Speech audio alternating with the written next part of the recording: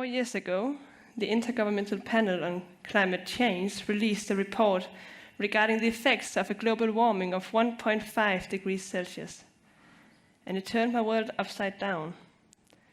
It was the first time I really learned about the climate crisis, a crisis caused by our greenhouse gas emissions, creating more extreme weather events like droughts, heat waves, forest fires, causing the sea levels to rise, undermining food security, increasing poverty, and forcing people to flee, threatening the existence of ecosystems and thereby intensifying the 6th mass extinction of species.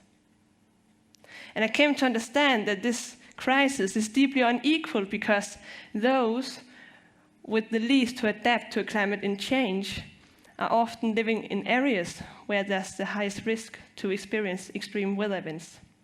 And rich countries like Denmark, we are less affected by it, and we are historically and today responsible for most of the emissions, and thereby we are the main drivers of global warming. And we have known it for centuries. And despite our knowledge of the human and the ecological consequences of emitting greenhouse gases, the global emissions have still continued to rise every year. I was so frustrated when I learned all of this, and I felt the need to act. How could we be creating an uninhabitable earth and not act on it? So I decided to join a new Danish movement, the Green Youth Movement. And suddenly I was in a community with other young people sharing the same frustrations about the lack of political climate action and sharing the same fears for the future. And without any experience with political work, I was suddenly arranging demonstrations, doing speeches, talking to journalists and attending debates, learning the language of politicians. I went from having absolutely no idea of how to contribute to climate action to suddenly be mobilizing people in the streets. I went from being paralyzed by all the information to suddenly act on it. And joining the movement has been one of the most crucial decisions in my life, like I know it has been for many other young people.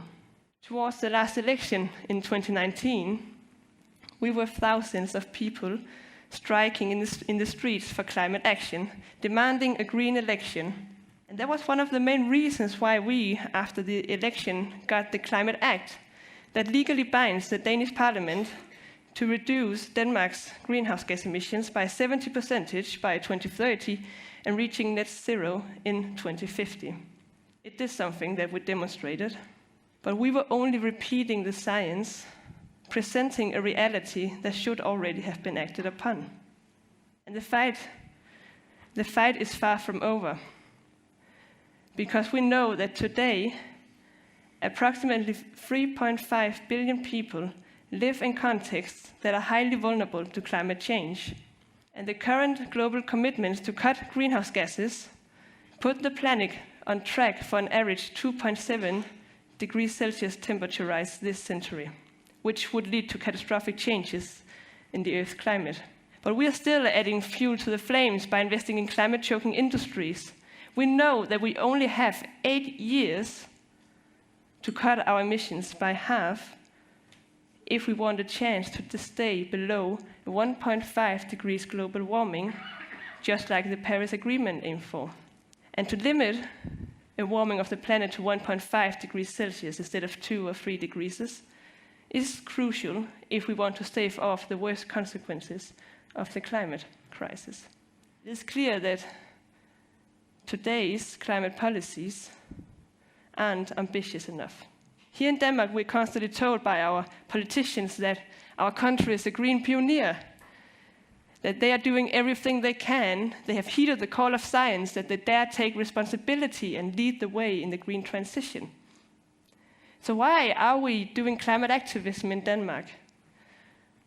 Well, because the reality is different. You see, once a year, the government's expert panel, the Council on Climate Change, judges the government's climate policies. asking the question, is Denmark on the right track to reach our goal in 2030? And so far, the Council has deemed the government's climate policies insufficient, asking for more concrete climate mitigation policies, because today they heavily rely on still questionable technologies still under development. If we look at one of the largest emitting sources in Denmark, we have the livestock production, which stands for 90% of emissions from the agriculture, and industry is responsible for 1/3 of all our emissions. And that is such a large proportion that to reach our climate target in 2030 without reducing our livestock production is barely possible and would be very expensive. But the political agreement on how to reduce emissions from the agriculture doesn't mention a reduction in the livestock, not with a single word. Instead, it pushes the biggest reduction further into the future, leaving an emission gap. If we take a look at the infrastructure plans, the latest invest massively into paving more roads. The most expensive one and one of the largest emitting projects is supposed to be right here in Aalborg. The third Limfjords alignment, maybe some of you have heard of it. A 20-kilometer highway across the Island. And when we encounter the price for emitting the greenhouse gases that will come from the construction of the highway, it's not even profitable, and it will create a new demand for further expanding in the future. But if you ask our government and our city council, it's up to no discussion, we shall have it. But they are closing their eyes for where we should be headed, because a greener infrastructure will only produce a greener outcome if it is accompanied by the deliberate retirement of existing infrastructure. So even though the government is investing in new rail links, bus services and cycle lanes, they also invest massively into roads, highways, and thereby undermining the plans for less emitting infrastructure. And another big building project is Lynetteholm, a 2.8 square kilometer artificial island planned to be built in Copenhagen Harbor, supposed to house 35,000 citizens. And it shall be part of Copenhagen's climate adaptation. But according to experts, Lynetteholm is by far one of the most expensive and insufficient ways to climate adapt Copenhagen. And the emissions from the construction of it is enormous, and we still don't know the ecological consequences for the Baltic Sea. And then not to forget, a 115-kilometer gas pipeline planned to go to Nordic Sugar, a company where most of the production could be electrified for half the expense of the pipeline, and thereby cutting emissions more drastically and efficiently. But because the company has to pay for the electrification themselves, but not for the pipeline, the government is going with the pipeline. So in Denmark, we are still expanding our fossil infrastructure. The political agreements are grounded on a business-as-usual mindset, a thinking of yesterday. Our politicians prioritize the business of today instead of the society of tomorrow. And the result? Well, the Danish parliament is breaking their own climate act. The cut of emissions is happening way too slow and with an uncertainty that is gambling with the future. To say that the Danish climate policies are ambitious is an illusion.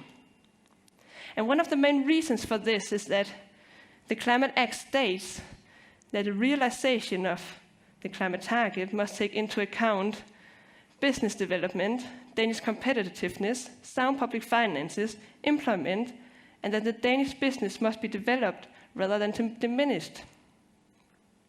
So, to sum up, the green transition, the cut in emissions, must not have a price.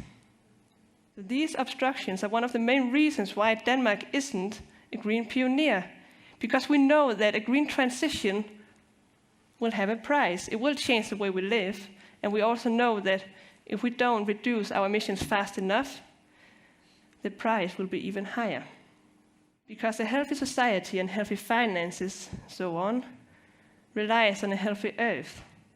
if we do nothing, or we do too little too slow, it will downgrade our society. We will need more money for climate adaptation. We will have less resources available and less space. There will come millions of climate refugees. The good investment is to cut our emissions today and pay the price today. Our climate target in Denmark is also missing an important thing, because it doesn't include all the emissions from our consumption and our travel. And that is unacceptable, because Denmark, we are one of the first countries to reach overshoot day, meaning we are one of those who consume the most in the whole world. So even our climate target isn't ambitious. And despite all of this, our government still dare to brag about how green Denmark is. For 2 years, I was part of the Youth Climate Council, and I was so excited that I finally had the chance to speak directly to our climate minister, to present to him all our ideas and wishes for a green transition. But he didn't like our ideas, because they demanded a bigger change than business as usual. So all we ever became to him was nothing but a green brand. But we were only repeating the science, asking for what is necessary to avoid the worst climate scenarios. Today, those in power are failing to leave a world worth dreaming about. But luckily, the way to mitigate climate crisis is not science fiction. We know how to cut emissions. And it requires that we dare to break the business as usual mindset, that we dare to pay the price today and to change things. We need to create a system where there's a fair, high price for emitting greenhouse gases, so we make sure that every industry comes on track with the green transition. We need to stop the expanding of the fossil infrastructure, meaning that projects like Lynetteholm, a highway across Eham Island, and a 115-kilometer gas pipeline belongs to the past, because we need to create a world for tomorrow. At the last election, we got the Climate Act because we demonstrated.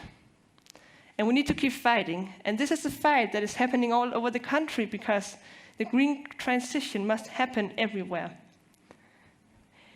It's more important than ever before that we push our government by creating ambitious local climate policy, also here in Aalborg. We need to speak up, because we have seen that the necessary cut in emissions isn't coming by itself. We need to give our politicians a climate reality check, because we are losing critical years to mitigate the worst scenarios of the climate crisis. And this is a fight that we can all take part of, that we all should take part of, because we all want to create a better world for tomorrow, because we all have a responsibility. So now I look to you, because you're part of this fight too. And now power is not something that you either have or don't have. Power is something that you either take or leave to others. And it grows once you share it. And if you don't go for something, chances are high that no one else will. For me, there's no choice. Once I realized that the planet is on fire, I had to act on it, to know that I live for the better of my future children. And we all have a voice, and that voice is one of the strongest weapons to mitigate the biggest crisis of our time. Thank you.